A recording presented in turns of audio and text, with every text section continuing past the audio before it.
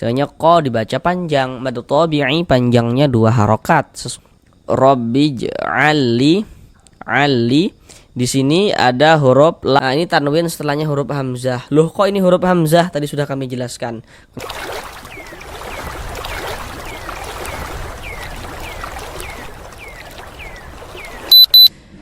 Assalamualaikum warahmatullahi wabarakatuh.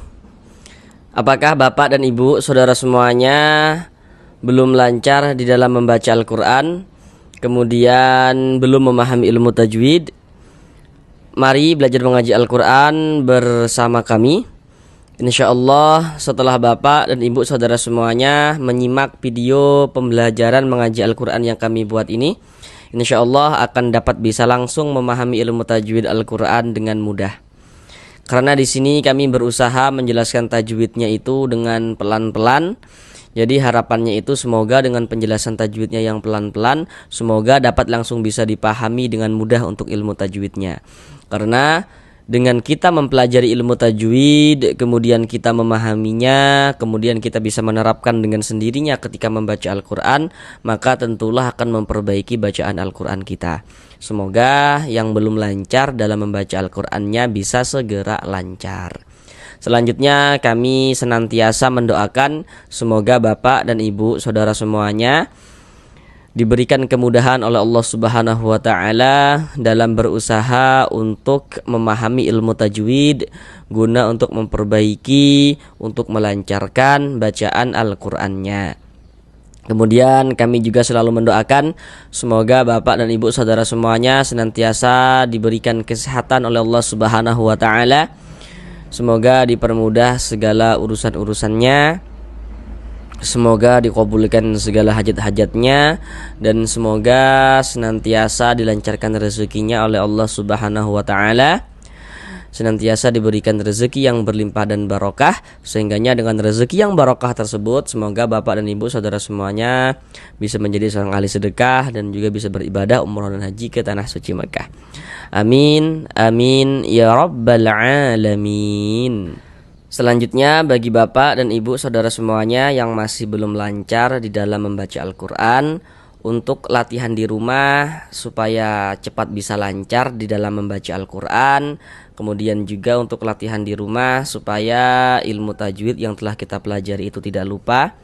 Coba belilah Al-Quran yang kami pegang ini. Untuk pembelian Al-Qurannya ini bisa melalui video yang kami buat ini, karena produknya telah kami sematkan di dalam video. Jadi di bagian produk silakan diklik di situ Bapak dan Ibu saudara semuanya jika ingin ya bisa segera memiliki Al-Qur'an yang kami pegang ini. Kemudian juga ada buku tajwid juga di sana. Kemudian juga ada Al-Qur'an yang versi jumbo juga ya untuk para lansia begitu. Ini kami menyarankan, sama sekali kami tidak ada disponsori ya, sama sekali kami tidak dibayar. Ini kami menyarankan karena kami telah membeli Al-Qur'an yang kami pegang ini. Dan kami lihat Al-Quran ini sangat bagus sekali untuk membantu latihan dalam melancarkan bacaan Al-Quran. Karena di bawah tulisan Arabnya itu terdapat 2 tulisan Latin. Jadi nanti ketika kita telah memiliki Al-Quran yang kami pegang ini ya, kita kan bisa membaca Al-Quran di rumah, kemudian kita baca dulu kan tulisan Arabnya begitu.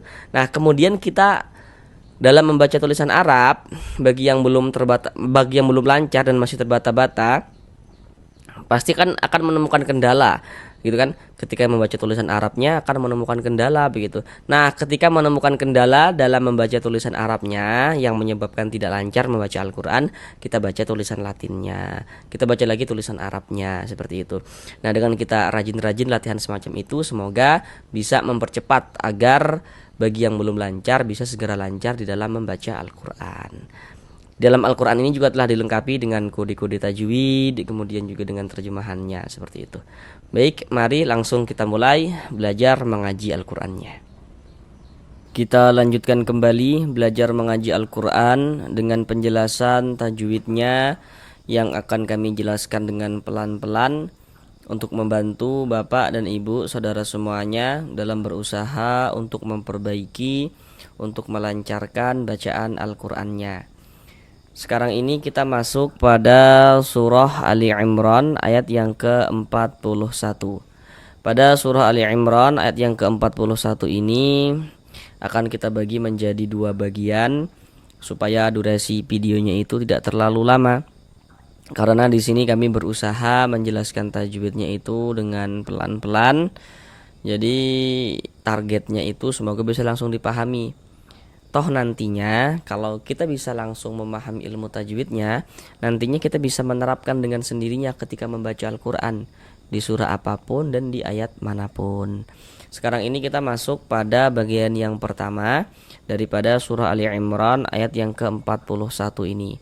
Pada bagian yang pertama ini kita akan belajar dari sini. Dari sini sampai sini. Jadi dari sini sampai sini.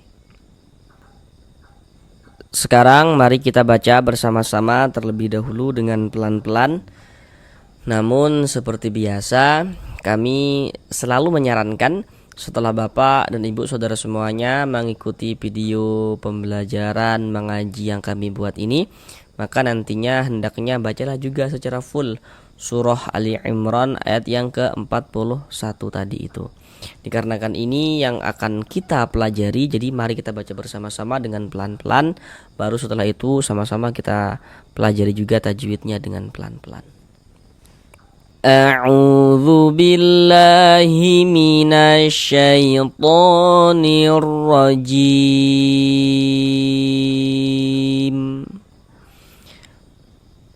Bismillahirrahmanirrahim.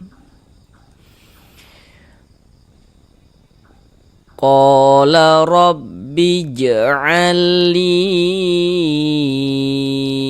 ayah.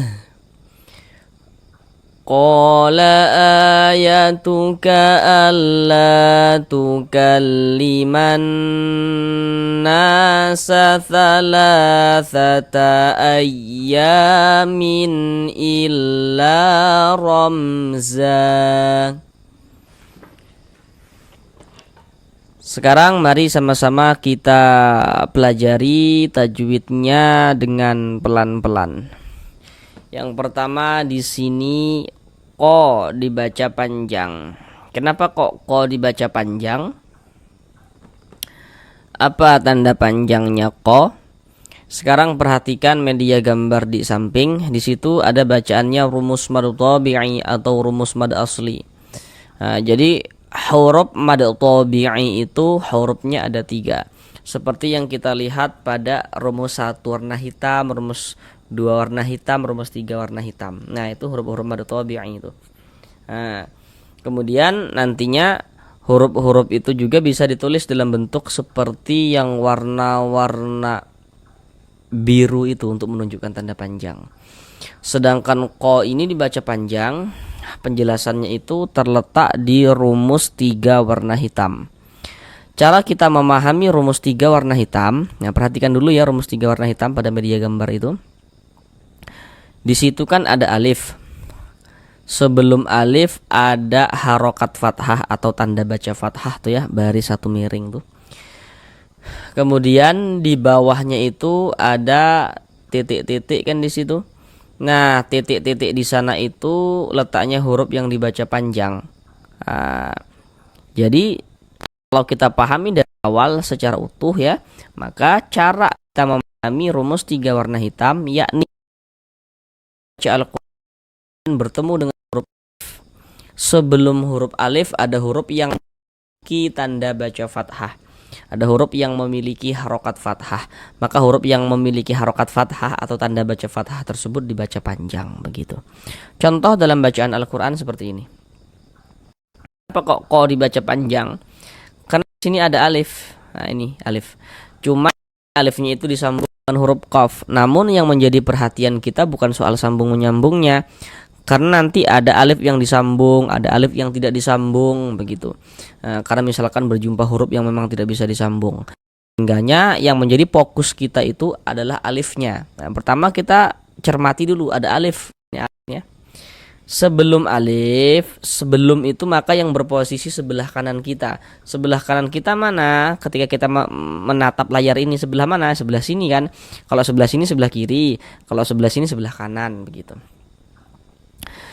Jadi kalau ada alif, sebelum alif ada ini nih, ada harokat fathah. Baris satu di atas huruf itu namanya harokat fathah, atau biasanya itu disebut juga dengan tanda baca fathah atau baris fathah, itu maksudnya sama saja. Jadi kalau ada alif, sebelum alif ada harokat fathah, maka huruf yang memiliki harokat fathah dibaca panjang. Misalnya ko dibaca panjang, mad tabi'i panjangnya 2 harokat sesuai dengan rumus 3 warna hitam. Qala rabbij, huruf ro memiliki ini ya tanda baca fathah nih, harokat fathah, maka huruf ro memiliki harokat fathah, maka ini huruf ro kita baca tabkhim, kita baca tebal. Nah, tebalkan huruf ro-nya sehingga pangkal lidah kita itu naik terangkat ke atas ketika kita mengucapkannya, itu ditebalkan. Rabbij, rabbij. Kemudian ini rabbij, mantul begitu. Kenapa kok mantul? Nah, huruf jim ini dia sukun, mantul. Rabbij. Kenapa kok mantul begitu? Perhatikan media gambar di samping. Huruf qalqalah itu ada 5. Salah satunya huruf jim. Jadi huruf-huruf yang 5 itu silahkan dihafal. Jadi huruf-huruf tersebut kalau dia sukun atau mati, jadi sukun, mati, sakinah, itu maksudnya sama saja. Jadi huruf-huruf yang 5 itu kalau dia sukun maka pantulkan. Jadi terjadinya qalqalah, terjadinya pantulan itu kalau dia hurufnya sukun atau hurufnya itu mati begitu. Nah, ini huruf jim sukun, mantul. Rob bij, bij, mantul begitu. Dan ini dia masuk kepada qalqalah sugura atau qalqalah kecil. Nah, karena dia berada di tengah kalimat. Atau yang lebih mudah untuk kita pahami dan ingat itu karena dia berada di tengah bacaan kita. Beda ceritanya kalau misalnya kita membaca Al-Quran kemudian kita itu berhenti, kita itu berwaqaf tepat di huruf qalqalah, tepat di huruf qalqalah, maka dia menjadi qalqalah kubra. Sedangkan ini kan kita tidak berhenti di huruf jim. Kita nggak mungkin kan berhenti di huruf jim, salah dari segi berwakaf. Dia di tengah bacaan kita, Rabbi ja'alli, maka huruf jim ini menjadi qalqalah sughra atau qalqalah kecil. Kemudian di sini Rabbi ja'alli, alli, di sini ada huruf lam sukun bertemu dengan huruf lam. Jadi bertemunya 2 huruf yang sama. Nah, ini kan 2 huruf yang sama nih ya. Nah, 2 huruf yang sama. Yang satu hurufnya sukun. Nah, ini huruf lam nih, 2 huruf yang sama. Yang satu hurufnya sukun, nih tanda sukun tuh seperti ini. Atau yang satu hurufnya mati dan yang satunya hurufnya ini berharokat. Nah, berharokat. Dia bukan sukun tapi hidup nih berharokat. Huruf pertama sukun, huruf kedua berharokat. Nah, maka ini dinamakan dengan idgham mutamasilain shaghir. Nah, idgham mutamasilain shaghir. Bertemunya 2 huruf yang sama, yang satu hurufnya sukun dan yang satu hurufnya hidup ya, yang satu hurufnya berharokat, maka dinamakan idgham mutamasilain shaghir. Sehingga ini kita jangan bingung ya cara membacanya, jangan bingung. Huruf lam yang ini itu masuk melebur ke huruf lam yang ini nih. Jadi huruf lam yang sukun ini dia ada tapi dianggap tidak ada karena dia masuk melebur ke sini. Maka kita baca Rabbi ja'alli, ali. Nah, ali begitu pendek saja, ali. Jangan dibaca al begitu, jangan salah. Ali yang dimasukkan begitu. Kemudian li dibaca panjang. Li dibaca panjang. Ini namanya adalah mad jaiz munfasil. Namun pada awalnya namanya adalah mad tabi'i. Kenapa kok dari mad tabi'i bisa berubah menjadi mad jaiz munfasil? Nah, apa sebabnya begitu? Nah, sekarang perhatikan rumus 1 warna hitam pada mad tabi'i. Nah, cara membaca rumus 1 yang warna hitam itu, di situ kan dapat kita lihat ada huruf ya sukun atau huruf ya mati. Sebelum huruf ya sukun di situ ada harokat kasroh ya, atau tanda baca kasroh baris miring tuh ya. Kemudian di atas harokat kasroh di situ ada titik-titik kan. Nah, titik-titik di situ tuh letaknya huruf yang dibaca panjang. Nah, jadi kalau kita pahami secara keseluruhan, maka cara memahami rumus satu warna hitam yakni apabila kita membaca Al-Quran kemudian bertemu dengan huruf ya sukun. Sebelum ya sukun ada huruf yang memiliki harokat kasroh, ada huruf yang memiliki tanda baca kasroh ya, maka huruf yang memiliki harokat kasroh tersebut dibaca panjang begitu. Contoh dalam bacaan seperti ini. Di sini ada huruf ya sukun, ada huruf ya, ada tanda sukun. Sebelum ya sukun di sininya nih, atau sebelah kanan ya sukun di sininya nih, ada ini nih, ada harokat kasroh nih ya, baris satu di bawah huruf harokat kasroh atau tanda baca kasroh. Ada huruf ya sukun, sebelumnya ada harokat kasroh, maka huruf yang memiliki harokat kasrohnya dibaca panjang. Sehingga li dibaca panjang. Li dibaca panjang, mad tabi'i pada awalnya. Kemudian mad tabi'inya bertemu dengan ini, dengan huruf hamzah, tapi di lain kata atau di lain kalimat ya. Maka mad tabi'i bertemu dengan huruf hamzah di lain kata atau di lain kalimat, maka dia berubah menjadi mad jaiz munfasil. Panjangnya mad jaiz munfasil itu boleh dibaca 4 sampai dengan 5 harokat. Jadi boleh 4 harokat, boleh juga 5 harokat. Namun ada juga yang membaca mad jaiz itu dengan panjang 2 harokat. Nah, jadi dalam hal ini ulama itu dia tidak sepakat. Jadi maksudnya itu ada ulama yang membolehkan dibaca dengan 2 harokat ya. Ada yang dibaca dengan 4 sampai dengan 5 harokat seperti itu. Itu kalau mad jaiz munfasil. Jadi nanti kalau ada yang membaca mad jaiz dibaca dengan 2 harokat, jangan disalahkan, karena memang ada ulama yang membacanya dengan 2 harokat. Ini kita panjangkan 4 harokat atau 5 harokat. Nah, kita panjangkan 4 harokat. Qala rabbi ij'alli ayah. Kemudian di sini a dibaca panjang, ini huruf hamzah ya. Jadi bagi yang belum tahu, kalau ada huruf alif ada tanda bacanya. Ini huruf alif ada tanda bacanya, ini huruf alif ada tanda bacanya, ini huruf alif ada tanda bacanya, ini huruf alif ada tanda bacanya. Huruf alif yang memiliki tanda baca maka itu adalah huruf hamzah. Huruf alif yang memiliki tanda baca maka itu adalah huruf hamzah.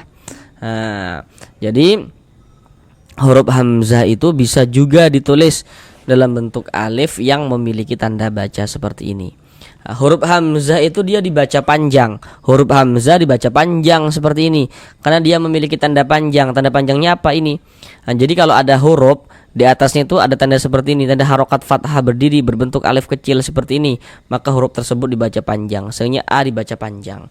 A dibaca panjang. Tapi yang dibaca panjang itu adalah huruf hamzah. Nah, maka dinamakan dengan mad badal. Jadi mad badal itu terjadi apabila ada huruf hamzah yang mendahului daripadanya huruf mad, atau huruf mad sebelumnya adalah hamzah begitu. Atau kalau masih bingung, yang paling mudah itu kalau untuk awal-awal ya, kalau ada huruf hamzah memiliki tanda panjang nih seperti ini ya, maka dia dinamakan dengan mad badal. Jadi mad badal itu terjadi pada huruf hamzah saja. Mad badal terjadi hanya pada huruf hamzah saja yang dibaca panjang karena dia memiliki tanda panjang. Untuk secara lebih lengkapnya sudah kami buatkan ya di bagian playlist video khusus pembahasan tentang mad badal. Nah, silakan untuk disimak di situ. Di situ sudah kami jelaskan khusus tentang pembahasan mad badal ini. Nah, karena ada huruf hamzah yang mendahului daripadanya huruf mad atau huruf mad sebelumnya hamzah seperti itu. Mad badal itu panjangnya 2 harokat. Nah, ayah. Ini kalau kita berhenti di huruf ta marbutoh, ini namanya huruf ta marbutoh ya. Tandanya huruf ta marbutoh itu di atasnya huruf ta, di bawahnya huruf ha, itu huruf ta marbutoh. Nah, jadi kaedahnya kalau kita berhenti di huruf ta marbutoh, maka kalau dia berhenti menjadi huruf ha. Jadi kalau berhenti dia menjadi huruf ha, kita baca ayah. Huruf ha ini yang berfungsi kalau misalnya kita berhenti atau berwakaf. Tapi kalau misalkan kita wasolkan, ya kita wasolkan, maka yang dibaca huruf ta. Misalnya kita tidak berhenti di sini nih, kita teruskan bacanya, kita sambung ayatang ko, dibaca ta, dibacakan tang ko. Tapi kalau misalkan berhenti kita baca ayah, seperti itu, jadi huruf h. Kalau diwakopkan jadi huruf h, begitu. Kemudian ini kalau misalnya misalnya kita tidak berhenti di huruf ta, kita baca ayatang qolaa, maka di sini tanwinnya bertemu dengan huruf qaf. Maka terjadi hukum tajwid dia, begitu. Namun sebelum itu perhatikan dulu media gambar di samping. Jadi di situ kan ada nun sukun ya, kemudian ada tanwin. Jadi begini supaya kita tidak kebingungan ya dalam memahami tajwid, hukum tajwid nun sukun atau tanwin ini. Jadi kalau kita membaca Al-Qur'an, di mana ada nun sukun atau di mana ada tanwin, maka di situ akan terjadi hukum tajwid dengan kita memperhatikan huruf setelahnya. Tanda baca tanwin itu bentuknya ada 3 tuh, seperti yang kita lihat. Nomor 1, baris 2 di atas huruf, itu namanya adalah fathatain atau tanwin fathah. Nomor 2, baris 2 tapi letaknya di bawah huruf, itu namanya kasrotain atau tanwin kasroh. Dan yang nomor 3 itu namanya dhammatain atau tanwin dhammah. Jadi kalau kita membaca Al-Qur'an, di mana ada nun sukun atau di mana ada tanwin, maka di situ terjadi hukum tajwid dengan kita memperhatikan huruf setelahnya. Kalau setelahnya itu maka berarti yang berposisi sebelah kiri kita. Contoh kayak gini nih. Di sini ada tanwin, terjadi hukum tajwid. Kalau misalnya kita tidak berhenti di huruf ta, kalau kita berhenti di huruf ta ya kita baca ayah, nggak terjadi hukum tajwid. Tapi kalau kita tidak berhenti di huruf ta, maka di sini tanwin setelahnya adalah huruf qaf. Nah, huruf qaf ini yang harus kita ketahui, huruf apa dia, seperti itu. Kita lihat, huruf qaf itu termasuk salah satu huruf ikhfa hakiki. Jadi huruf ikhfa hakiki itu ada 15. Supaya kita bisa menguasai hukum ikhfa hakiki, maka kita harus menghafal huruf ikhfa hakiki yang 15 itu. Harus betul-betul kita hafal di luar kepala, seperti itu. Harus betul-betul ingat betul, kuat betul hafalan kita, begitu. Sehingga nanti kalau kita membaca Al-Qur'an, di mana ada nun sukun atau di mana ada tanwin, kemudian setelah nun sukun atau setelah tanwinnya itu menghadapi salah satu daripada 15 huruf yang di samping itu, kita langsung paham, oh ini hukumnya ikhfa hakiki, seperti itu. Sedangkan huruf qaf itu dia masuk pada ikhfa hakiki ab'ad. Jadi huruf ikhfa hakiki ab'ad itu ada 2, qaf dengan kaf. Kalau bapak dan ibu mungkin pasti ya pernah belajar ngaji Al-Qur'an atau pernah dengar orang ngaji gitu misalnya. Membaca Al-Qur'annya itu condong berbunyi eng atau berbunyi eng gitu ya, eng. Nah, maka itu ikhfa hakiki ab'ad. Jadi tidak semua ikhfa itu dibaca eng atau dibaca eng, itu enggak semua. Yang condong berbunyi huruf eng itu adalah ikhfa hakiki ab'ad, yakni ketika ada nun sukun atau tanwin bertemu dengan huruf qaf dan juga huruf kaf, seperti itu. Contoh kayak gini, ini tanwin bertemu dengan huruf qaf. Kita baca ayatang, condong berbunyi eng kan dia. Ayatang, seperti itu. Cara membaca ikhfa hakiki itu dibaca samar dan berdengung. Yang dibaca samar itu apanya? Bunyi nun sukun atau bunyi tanwinnya itu yang kita baca samar. Karena di sini yang kita temui tanwin, ya tanwinnya kita samarkan. Ayatang, seperti itu. Nah, kita samarkan seperti itu. Nah, kemudian kita dengungkan ayatang ko, begitu. Kita dengungkan itu kita gunakan. Jadi bagian tangnya itu suaranya itu kita tahan, yang kita panjangkan sejenak sepanjang 2 harokat. Ayatang, nah, kita dengungkan tang ko. Kemudian huruf qaf ini kan dia termasuk huruf isti'la, termasuk huruf yang tebal. Maka kita tebalkan nih. Ayatang ko. Jangan dibaca ayatang. Nah, kalau tipis gitu jadi huruf kaf dia, tebalkan. Ayatang ko, seperti itu. Misalnya kita tidak berhenti di huruf ta. Tapi tadi kita membacanya itu berhenti di huruf ta. Kita baca ayah, maka enggak terjadi hukum tajwid. Tapi kalau misalkan tidak berhenti di huruf ta, terjadi hukum tajwid karena ada tanwin bertemu dengan huruf qaf. Kemudian di sini ada tanda waqaf, bentuknya itu qaf dengan lam yang bermakna al-waqfu aula. Jadi maksudnya itu berwaqaf itu lebih utama. Jadi kalau berbuka tanda waqaf, bentuknya itu qaf dengan lam seperti ini, maka lebih utamanya kita berwaqaf dulu, berhenti dulu, kita ambil napas baru lanjutkan lagi bacanya, itu lebih utama, seperti itu. Ayah, ko dibaca panjang sama dengan ini penjelasannya ya. Ini karena ada alif sebelumnya ada harokat fathah, sehingga qa dibaca panjang. Kalau di penjelasan media gambar tadi itu di rumus 3 warna hitam. Untuk di sini media gambar tidak kami tampilkan lagi supaya kita bisa langsung latihan mengetahui, mengamati tanpa bantuan media gambar. Karena tadi sudah kami jelaskan dengan detail. Qa dibaca panjang, mad tabi'i panjang 2 harokat. Qala a dibaca panjang, ini sama dengan ini penjelasannya ya. Nah, ini mad badal karena ada huruf hamzah ini dibaca panjang sebab dia memiliki tanda panjang. Atau lebih lengkapnya itu karena dia ada hamzah yang mendahului daripadanya huruf mad. A dibaca panjang, mad badal panjang 2 harokat. Qala ayatuka alla, la dibaca panjang. Ini pada dasarnya sama dengan qa, sama dengan qa, di ini juga penjelasannya sama. Ini mad tabi'i panjangnya 2 harokat. Kalau di media gambar tadi itu di rumus 3 warna hitam juga penjelasannya. Mana alifnya mana? Ini alif yang nyamping nih, alif nih. Karena di sini ada alif. Sebelum alif ada ini tanda baca fathah nih. Sehingga huruf yang memiliki tanda baca fathah dibaca panjang. Sehingga la dibaca panjang, mad tabi'i panjangnya 2 harokat. Alla tukallimanna. Di sini ada alif lam bertemu dengan huruf nun. Perhatikan media gambar di samping. Kalau ada huruf alif lam bertemu dengan salah satu daripada 14 huruf yang di samping itu, maka hukumnya adalah alif lam syamsiyah. Coba perhatikan huruf nun. Huruf nun termasuk salah satu daripada 14 huruf syamsiyah kan, huruf nun.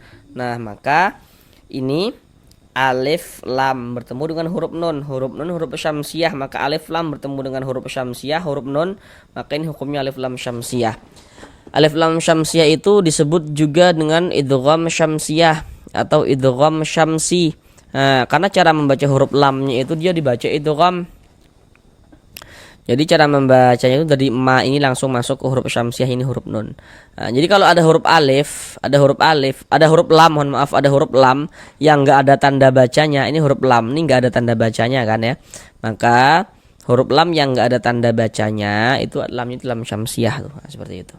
Kemudian di sini ada huruf nun bertasydid. Huruf nun bertasydid itu hukumnya gunnah musyaddadah. Kalau ada huruf nun bertasydid, ada huruf mim, ada tanda tasydid, hukumnya gunnah musyaddadah. Nah, kemudian kami buat catatan kecil di bawah itu. Itu catatan kecil di bawah itu tujuannya supaya saudara semuanya, bapak dan ibu yang masih pemula dalam belajar tajwid tidak sampai salah dalam menentukan hukum. Karena nanti kalau hanya kami katakan huruf nun bertasydid, huruf mim bertasydid, hukumnya gunnah musyaddadah, nanti yang masih pemula dalam belajar tajwid akan mengira, oh berarti semua huruf nun yang ada tanda tasydidnya, semua huruf mim yang ada tanda tasydidnya, berarti hukumnya gunnah musyaddadah ya, begitu. Akan mengira seperti itu, padahal tidak. Nanti ada huruf nun ada tanda tasydidnya, ada huruf mim ada tanda tasydidnya. Nanti hukumnya dia bisa menjadi idgham bukan gunnah. Ya, karena dia kemasukan sesuatu begitu. Makanya supaya tidak keliru kami buatlah catatan kecil di bawahnya itu. Jadi catatan kecil di bawah itu tujuannya untuk membedakan antara gunnah dan idgham supaya tidak keliru. Jadi kalau ada orang bertanya apa hukumnya nun bertasydid, mim bertasydid, jawab saja hukumnya gunnah musyaddadah. Catatan kecil di bawah itu nggak perlu dijelaskan. Karena itu tujuannya untuk membedakan supaya tidak salah dalam menentukan hukum tajwid seperti itu. Bagaimana cara penggunaan catatan kecil itu? Nah, ini kita membaca Al-Qur'an. Di sini kita bertemu nih dengan huruf nun bertasydid nih, ada huruf nun, ada tanda tasydidnya. Misalnya kan kita masih pemula nih ya, kita belum mengetahui hukum-hukumnya idgham gitu. Maka supaya tidak keliru begini, supaya mengecek betul gak nih huruf nun yang bertasydid ini hukumnya gunnah musyaddadah yang kita temui ini, atau jangan-jangan idgham bi gunnah begitu. Nah, maka ini ada huruf nun ada tanda tasydidnya. Sebelum huruf nun bertasydid sebelah sininya nih nggak ada nun sukun nih, nggak ada kan di sini nun sukun nih, nggak ada nun sukun di sini kan, nggak ada nun sukun, nggak ada juga tanwin kan di sini, maka berarti nun yang bertasydidnya itu hukumnya gunnah musyaddadah. Nah, beda ceritanya misal nih ya, misal ada huruf nun ada tanda tasydidnya, tapi nanti misalnya sebelum huruf nun bertasydid itu ada sebelah sininya nih ya, sebelah sininya atau sebelah sininya nih misalnya ada nun sukun misalnya, ada tanwin misalnya, maka berarti huruf nun yang bertasydidnya itu nanti hukumnya idgham bi gunnah karena sebelumnya itu ada nun sukun atau ada tanwin seperti itu. Tapi kalau ini kan nun bertasydid nih, sebelah sininya nih sebelah sininya nih nggak ada kan nun sukun, nggak ada kan tanwin. Nah, maka dapat kita pastikan nun bertasydidnya ini hukumnya gunnah musyaddadah. Karena dia gunnah maka cara membacanya digunnahkan. Jadi di bagian mannya itu suaranya itu kita tahan, kita panjangkan sebentar ya. Man seperti itu. Nah dibaca panjang. Nah, untuk di sini pasti Bapak dan Ibu sudah tahu kenapa kok nah dibaca panjang, apa penjelasannya nih gitu kan ya. Kenapa kok nah dibaca panjang? Karena di sini ada alif. Nah, ini alif nih. Nah, sebelum alif ada huruf yang memiliki ini harokat fathah atau tanda baca fathah. Ada alif, sebelumnya ada harokat fathah, maka huruf yang memiliki harokat fathah dibaca panjang. Sehingga nah dibaca panjang. Mad tabi'i panjangnya 2 harokat. Kaliman nasa thala, la dibaca panjang. Nah sekarang perhatikan media gambar di samping. Perhatikan rumus 3 yang warna biru. Nah kami ingatkan kembali ya, rumus-rumus 3 yang warna biru, yang warna-warna biru itu pada dasarnya adalah yang warna hitam, atau pada dasarnya yang warna hitam gitu, supaya lebih mudah untuk dipahami. Itu awal-awal gini, yang warna-warna biru itu pada dasarnya jelmaan daripada yang warna hitam. Nah seperti itu. Hanya saja kalau yang warna-warna hitam itu kan huruf madnya dia ditulis. Ada misalnya nih rumus 3 yang warna hitam yang kita temui tadi ditulis di situ, alifnya ditulis di situ, ada alif sebelumnya harokat fathah ditulis. Tapi kalau ini la dibaca panjang. Kenapa kok la dibaca panjang? Karena di sini ada tanda baca harokat fathah berdiri. Harokat fathah itu kan bentuknya miring seperti ini. Tapi kalau harokat fathah bentuknya berdiri seperti ini, ya berbentuk alif kecil di atas huruf seperti ini menandakan huruf kalau di atasnya ada tanda seperti ini dibaca panjang, sehingga la dibaca panjang. Nah kemudian ini kan la ini mad tabi'i ya, la ini mad tabi'i. Nah kalau pada mad tabi'i, yakni kalau ada harokat fathah berdiri yang berbentuk alif kecil seperti ini, maka di sini dapat kita kira-kirakan bahwasanya di sini ada alif yang sebelumnya harokat fathah, seperti yang rumus 3 warna hitam ada alif sebelumnya harokat fathah. Dan yang memiliki harokat fathah untuk di sini adalah huruf lam, karena huruf lam yang dibaca panjang seperti itu. Jadi la dibaca panjang, tanda panjangnya ini harokat fathah berdiri yang berbentuk alif kecil seperti ini. Huruf kalau di atasnya ada tanda seperti ini dibaca panjang, sehingga la dibaca panjang. Penjelasannya itu terletak di rumus 3. La dibaca panjang, mad tabi'i panjang 2 harokat.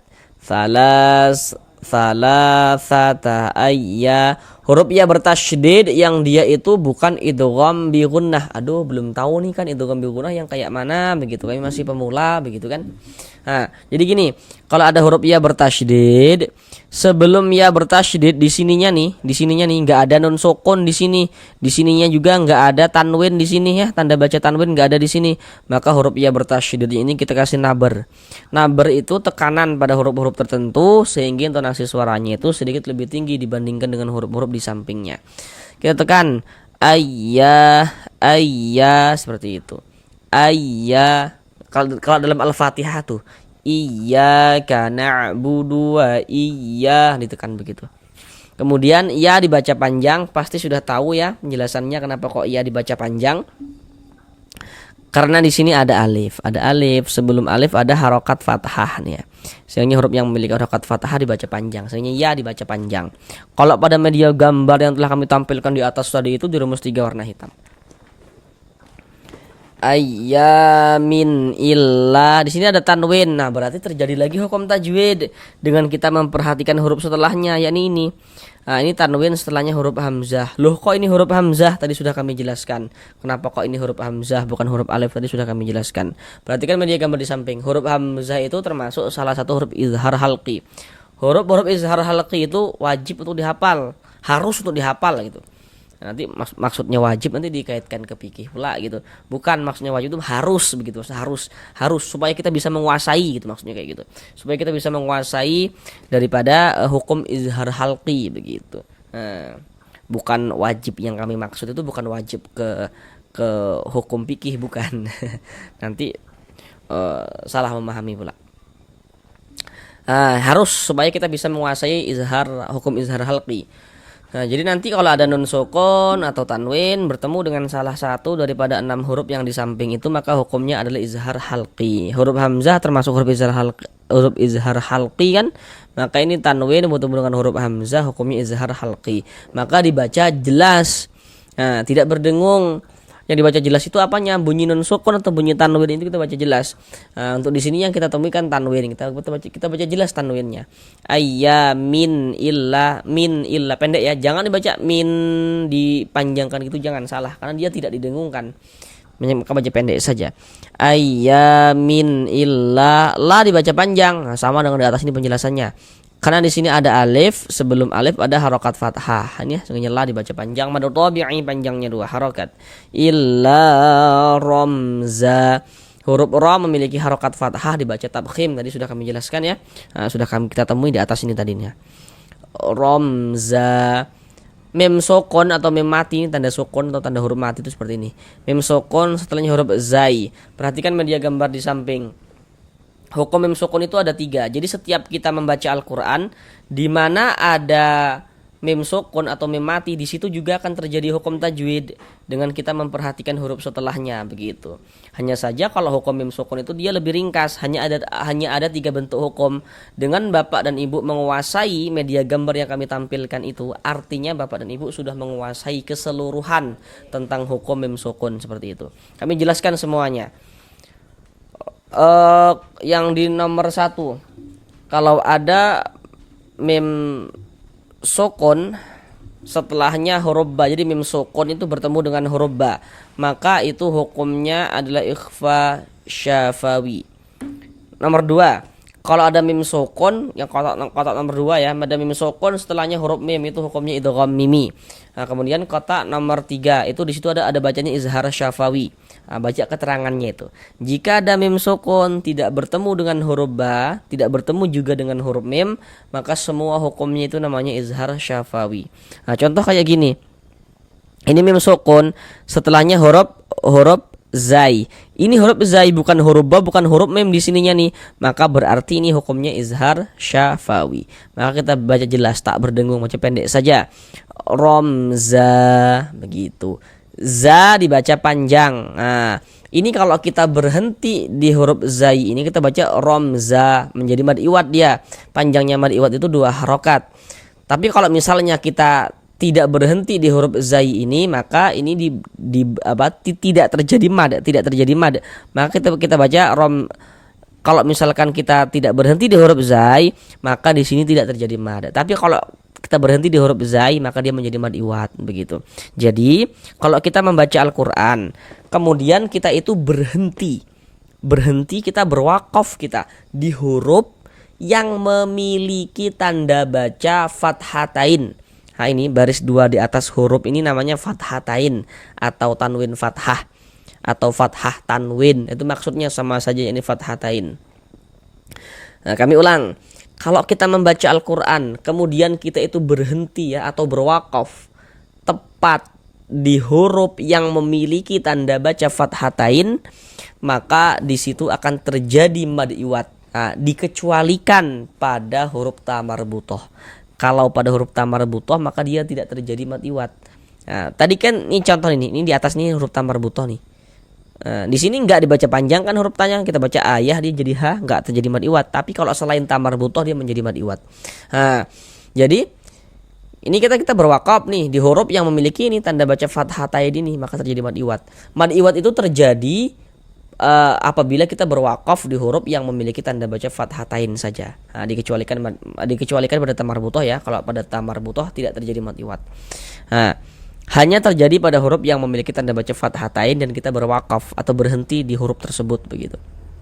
Maka cara membacanya, tanwinnya dirubah menjadi fathatainnya atau tanwin fathahnya dirubah menjadi fathah. Seharusnya ini kita baca romzan, kita baca menjadi romza seperti itu. Kita panjangkan 2 harokat. Kemudian di sini ada tanda wakaf, bentuknya itu qaf dengan lam ya, tadi sudah kami jelaskan ya, ini namanya wakaf. Al-waqfu aula, jadi maksudnya itu berwakaf lebih utama. Sama dengan ini penjelasannya sudah kami jelaskan tadi. Sekarang mari kita ulang bersama-sama sekali lagi dari awal. Qala rabbi ij'al li ayah. Qala ayatuka alla tukalliman nasa thalathata ayyamin illa ramza. Sampai di sini belajar mengaji Al-Qur'annya. Sampai bertemu di pembelajaran yang berikutnya. Assalamualaikum warahmatullahi wabarakatuh.